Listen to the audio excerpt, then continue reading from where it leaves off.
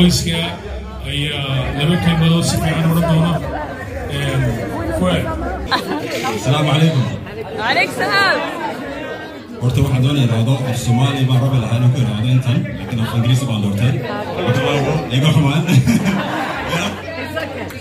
Firstly, I would like to thank everyone who was involved in organizing this wonderful event, this very special event.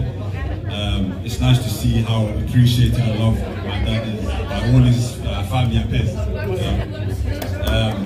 You all know how passionate Arby is about Somaliland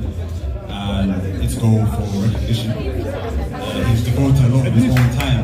in raising awareness.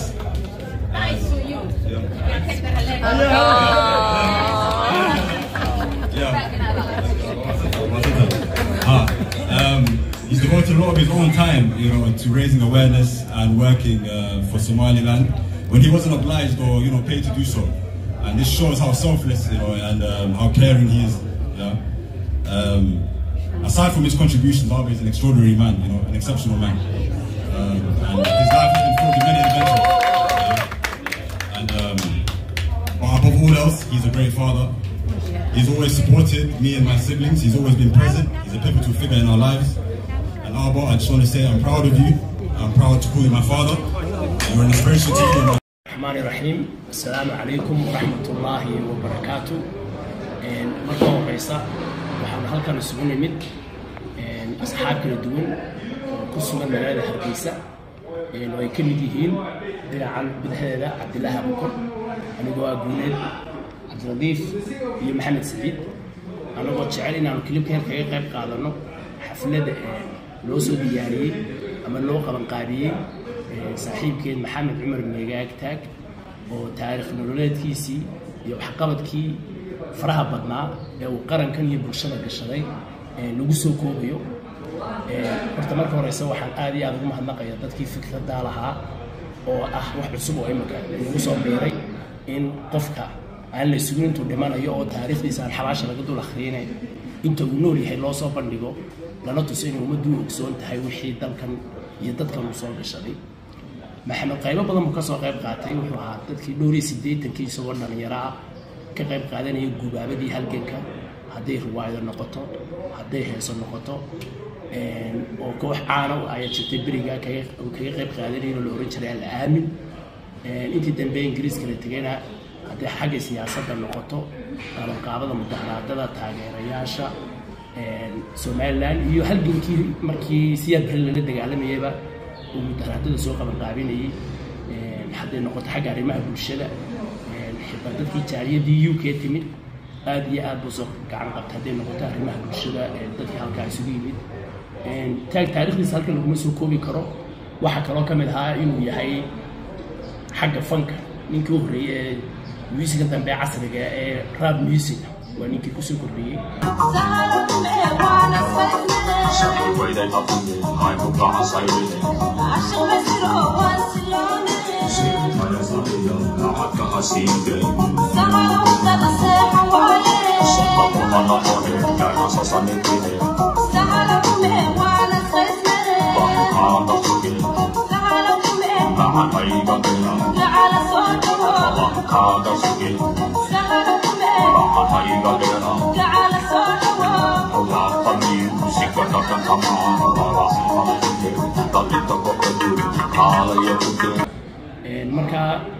marka xigta waxaan Maxamed Ilaahay uga baryaynaa cimri dheer oo caafimaad qaba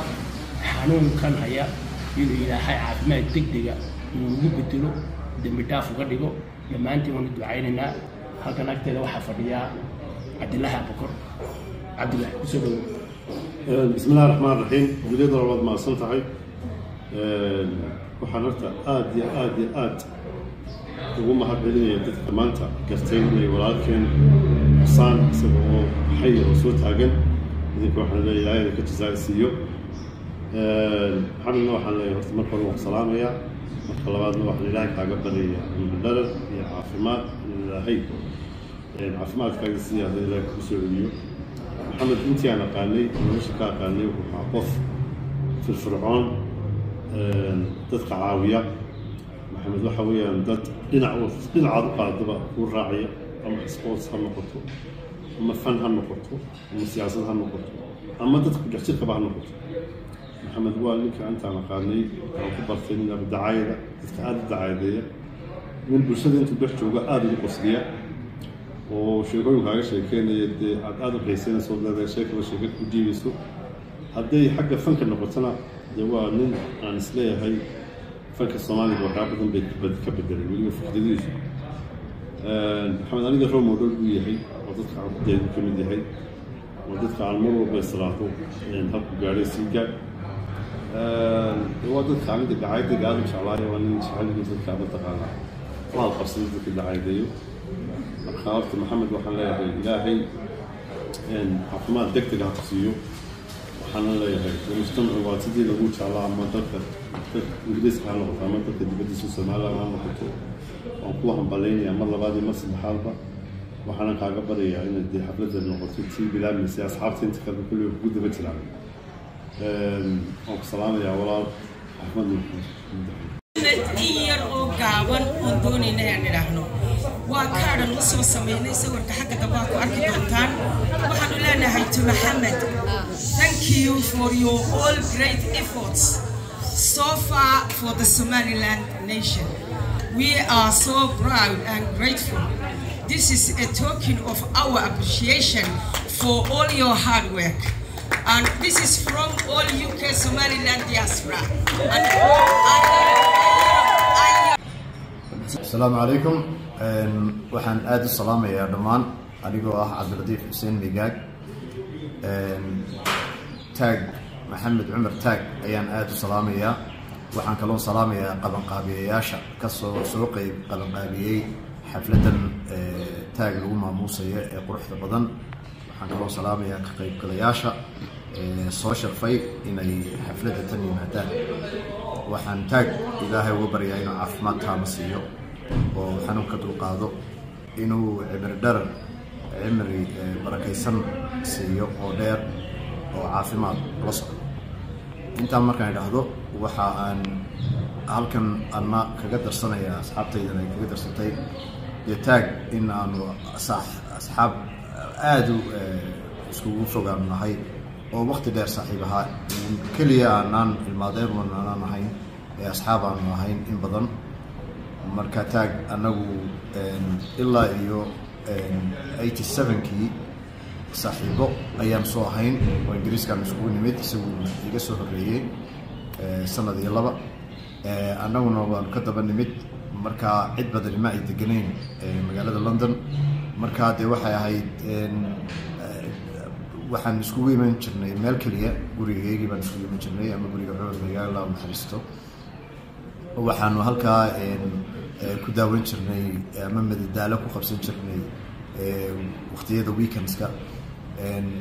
marka waxyaalaha dee waxaa ka mid ahaa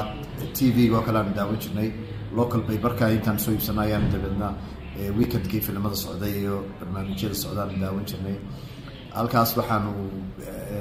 TV-yadii baa jiray 4 channel ahaa ee aan remote control-ka xitaa lahayn beriga marka qofna waqti buu lahaa uu soo bedelo intuu ka cobahalka buttons leero la tujiyaa jirta marka taag isagu xoogay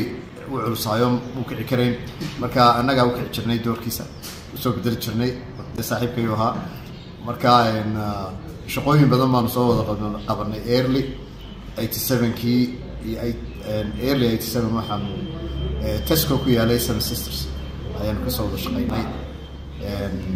waxay ahaayeen summer jobs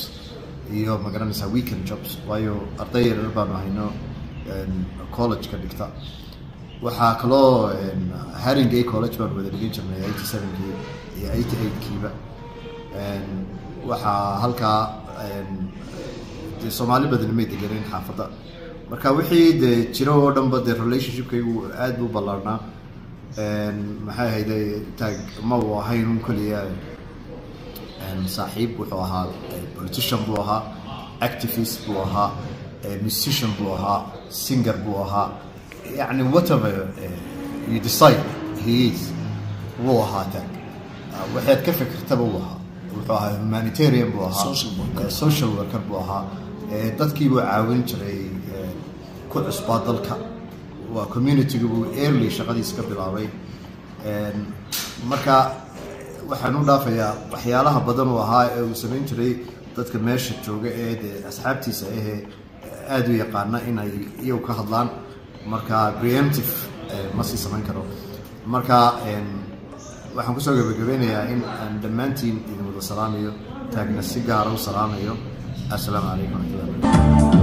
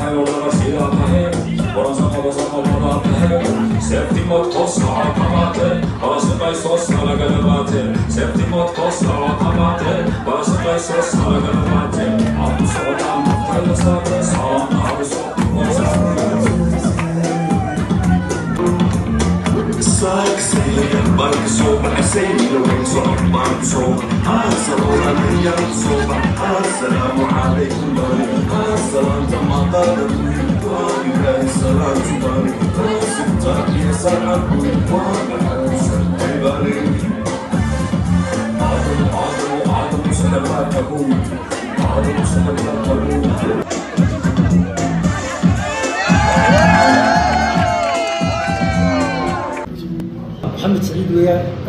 محمد عمر مقاعد واحد من الشغالين جرني سجادي توصلوا ما نجي كيها هالكي سيلبي سنتر توتنهام أنا ويا شغلي تروح لها ما نجرو ولا سنو حاجة تشبه هيقان حركة توس كده دي شرط إنجليز هيقان تدير بونس كهنا تدير خير خير خير بسمان هنا ولا سهيل يجري مركا أنتي بنيت واحد يقول كنا يجري مركا ديوان صوص سلام يا هذا ولا عفوا كسي محمد عمر ميلاد ديوان صوص سلام يا فصح ما أنا كل شغل يعني كل نقوي هكذا مسك شيء عن صوته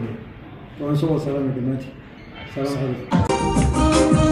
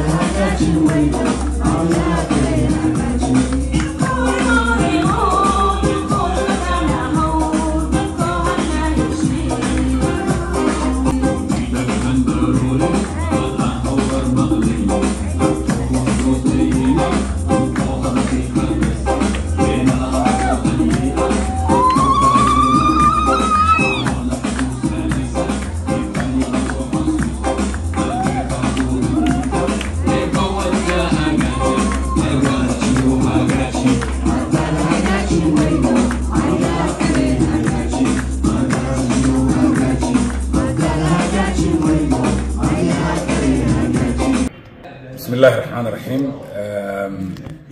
waxaan aniguna maaragtay ka qayb galaya anigoo aad ugu faraxsanahay fursadan iyo asxaabteedu ay maaragtay ila wadaageen aan maaragtay ku ogaaday in walaalkeen maxamed oo maaragtay muddada aan ilaahay uga baryeynay inuu maaragtay caafimaad taama oo degdega uu siiyo ilaahay insha Allah waxaan ka baryeynaa inuu ducada naga aqbalo محمد أنا وحن هادتكي ملها مركي ودم بيسي أنا أصحابتي جاني سهلين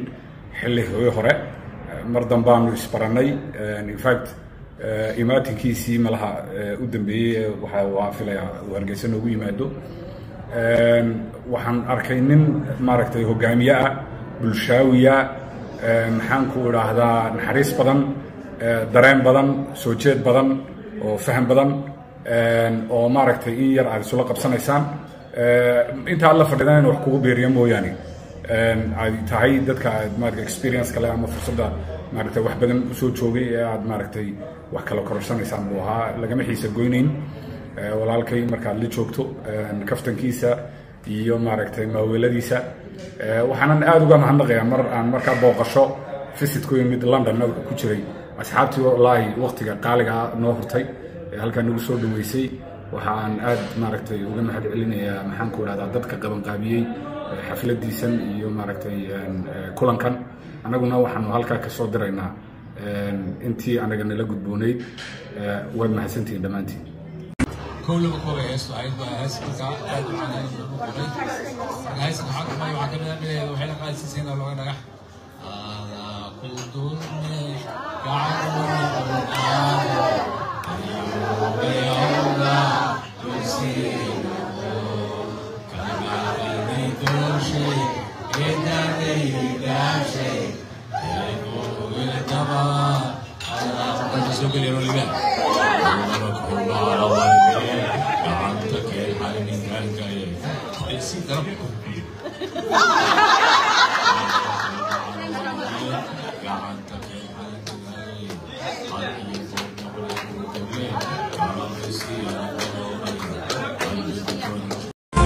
I just want to say my dad has been many things in his lifetime: a musician, an activist, a mentor, and whilst all of these are amazing, the role I'm most proud of is his role as a father, which he's executed to perfection.